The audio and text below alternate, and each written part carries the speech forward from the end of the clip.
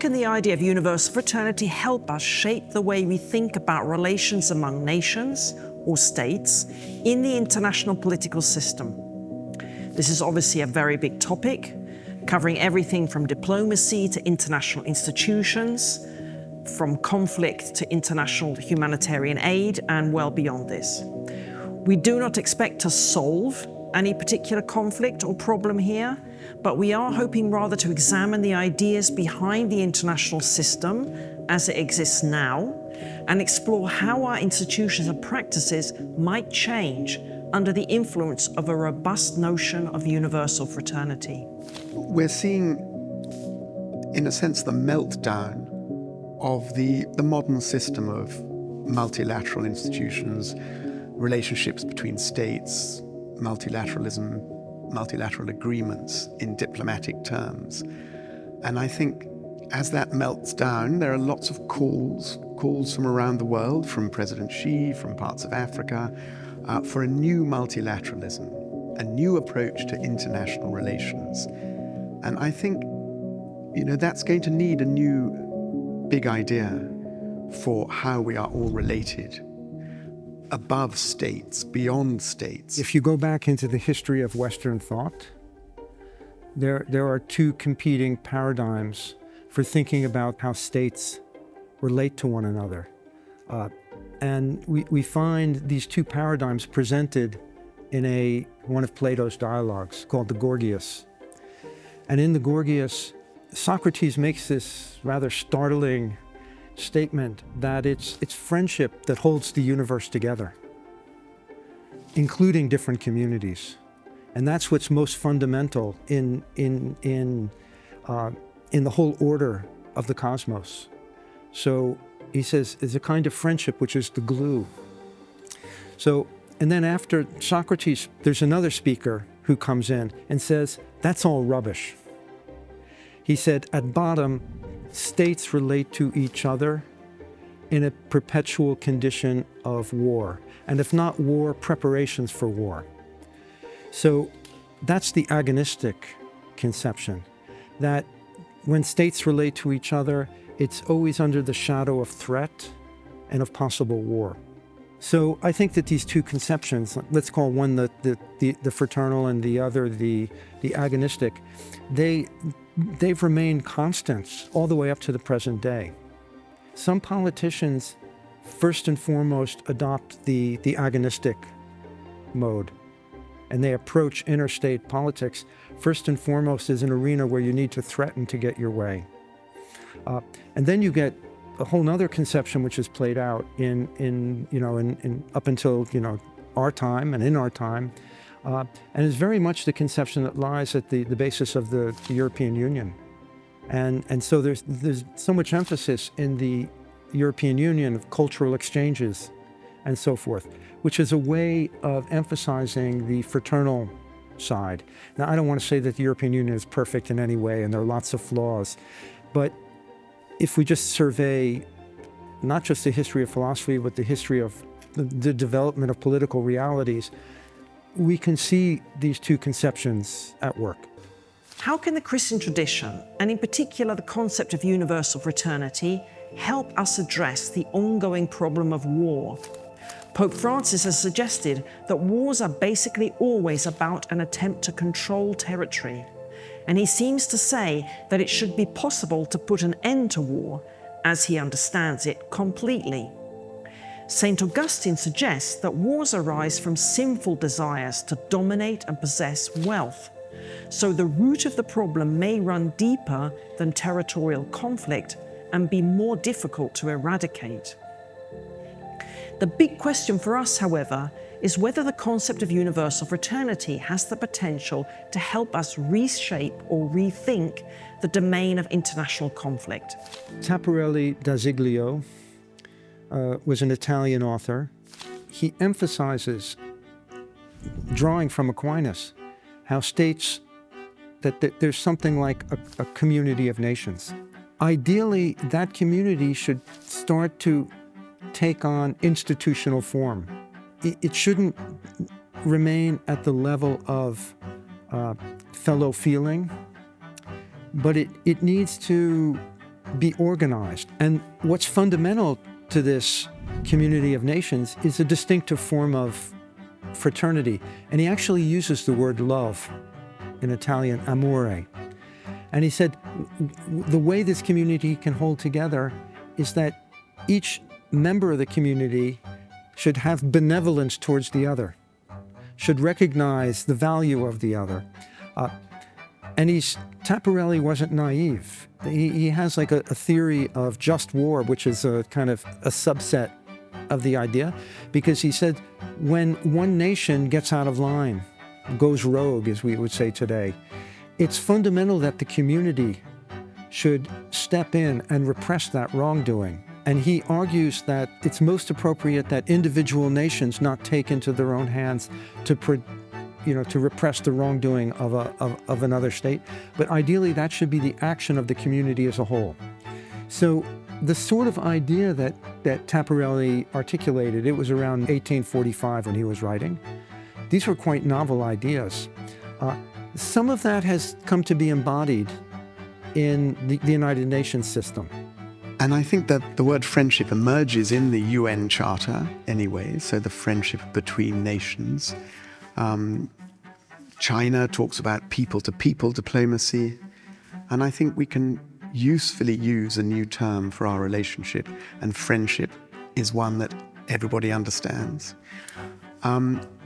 Friendships can break down, and sometimes we will be enemies to other people, and other people will be enemies to us. But as a core objective, human friendship across states, across continents, is very important. I think that Taparelli's idea, this conception of benevolence, mutual benevolence, and how to think about the concrete manifestations of that mutual benevolence, I think that would be helpful to think about realities today. And especially in relation to not only when states are getting along really well, and then we need to have a descriptive account of how it is, why is it that they're interrelating so effectively? That's super important. You think about the Nordic states. War is not an option for the Nordic states. But when states fall out of that sense of a shared community, they need to find a way back together. They need to look for ways of restoring the friendship, the fraternity within that community. So, like after the Second World War, you had France and Germany. How were those two countries going to restore their sense of community? And after the war, part of the way that happened is that there were these exchanges between cities in France and Germany, led by mayors. And this very on-the-ground kind of efforts towards reconciliation, that contributed greatly to the current state of affairs, where between France and Germany, war would be unthinkable. It's not an option anymore. So a lot of this, I think, derives from the conception that Taparelli articulated in the 1840s. And I'll add that Taparelli was an important influence on the contemporary popes, beginning with Leo XIII and kind of going forward. How can the world's religions draw on their profound resources to build up a global culture that recognizes both our shared humanity and dignity before God and the manifold legitimate expressions of that shared human nature? Is there a way to recover the idea of the family of nations, for instance, something analogous to familial ties at the level of nation states? And what would have to change in the way we educate and train theorists and practitioners of international relations to promote real communion among the nations that make up global society? If the Catholic Church wants to use this word fraternity, I think it has a very unique and quite powerful position in multilateral diplomacy, in the organization of states. The Holy See and the nuncios and everybody around the world representing the Holy See can convene people, and it can do two things. It can model a practice of diplomatic fraternity in the way it sees everybody, recognizes everybody, talks with everybody, but also it can convene states on the specific challenge of friendship diplomacy. So to say we need friendship diplomacy. We have science diplomacy, sports diplomacy, health diplomacy, trade diplomacy, peace diplomacy, but perhaps we need friendship diplomacy as well to continuously remind us that we are friends as well as states and friends as well as enemies sometimes. Aristotle says, well, friendship is what holds polities together. And the idea here is within a single polity, within a single people or nation, people will hold together and will move in a single direction. Will be a community only if there are bonds of friendship, and he calls it civic friendship, a distinctive mode of friendship, that hold them together. Aristotle didn't apply this idea of civic friendship to the relationship between different polities. So that's where Thomas Aquinas came in. Thomas Aquinas wrote a commentary on the Nicomachean Ethics. And in that commentary, he comes to the sentence of Aristotle, friendship is what holds a polity together, a polity in the singular. And then he just adds, and also friendship is what holds different polities together.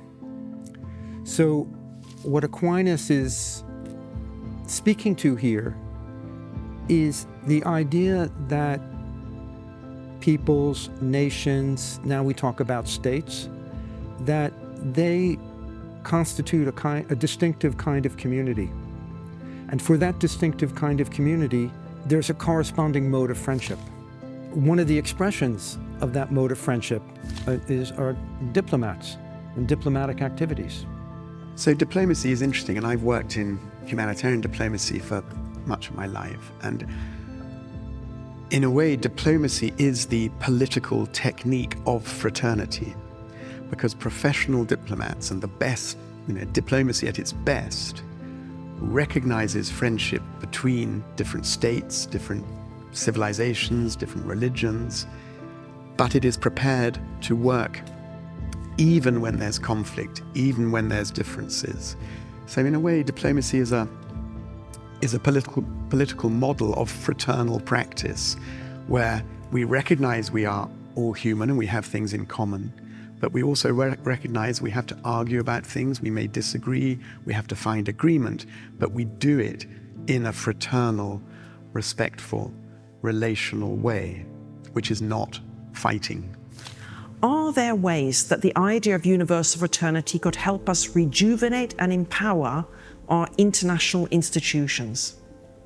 It is a commonplace today to lament the ineffectiveness of the international institutions that were established in the wake of the world wars. Institutions that are often rendered toothless by their own members or by the refusal of powerful nations to participate in them. On the other hand, these institutions are often perceived, rightly or wrongly, as having succumbed to a kind of interest group capture that renders them no more than additional players in a global power struggle. Is there a way that a robust idea of universal fraternity could help us revive our international institutions? Over the last 30, 40 years or more, there has developed in the world a humanitarian system where the United Nations agencies, the Red Cross, the Red Crescent Movement, Caritas, many NGOs like Save the Children, International Rescue Committee, Médecins Sans Frontières, have been financed largely by Western governments to reach out and support people in war and disaster. If you like, as examples of fraternity in crisis. And what we're seeing now is a change to that system. We're seeing a massive contraction in the Western system of humanitarian aid. And I think, in a way, we're seeing a bubble that has burst. And what this requires now is that all regions of the world need to look to what it means to support people in war and climate emergency. Maritain wrote this short essay kind of in the line of Tapparelli. And he starts off by saying we should not seek to eliminate nations. That in fact, the real project is to see how nations can interrelate on a fraternal basis.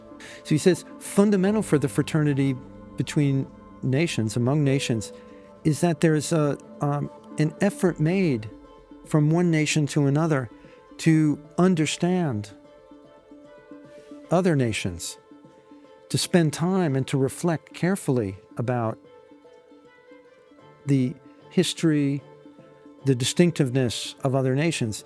We're not going to get one single system, especially now the Western system is so small now. So India is going to have to support its humanitarian system. China is going to have to support its humanitarian system. Europe and North America will have to do it. And I think we have to recognize that we will have a system of systems. We're not going to have a single global system of helping people in floods, earthquakes, heat waves, war, forest fires. And this means every region of the world and every country and every great civilizational area must take responsibility for fraternity in emergency and helping people in extreme disasters and war. Those who formulate the agonistic view, and we can think of Machiavelli, for instance. Thomas Hobbes is another. They put forward their view as the realist view, the one that's giving the accurate description of realities. And it's true that if we look back, over the history of humanity, just in Europe, there's been pretty much a continuous succession of wars. However, when you first put forward that you're giving an accurate description of reality, that description of reality eventually becomes normative. And so from the description of what is, a kind of norm of conduct derived. But I would argue that the strength of the fraternal conception and the realism of the fraternal conception has largely been overlooked. People end up examining reality, what goes on around us, through a particular lens. And the agonistic conception kind of, in large measure, got the upper hand, but not exclusively so. So in a lot of the developments in recent years, the whole idea of there being a United Nations, that's a reality. That's a forum where states can relate in ways other than the agonistic mode, than in the mode of threats. In my sense, the day has come for the fraternal conception to come into its own and to confront, if I can speak paradoxically, to confront the agonistic conception. States have often used this idea of sharing a common humanity. So diplomatic language, the language of international relations, often talks about shared humanity, common humanity, but it also looks more to the future. And for example, President Xi in China talks about a shared future and a common destiny for humankind. And the original sustainability reports from the West as well also talked about our common future, our future together, at the beginning of the Sustainable Development Program.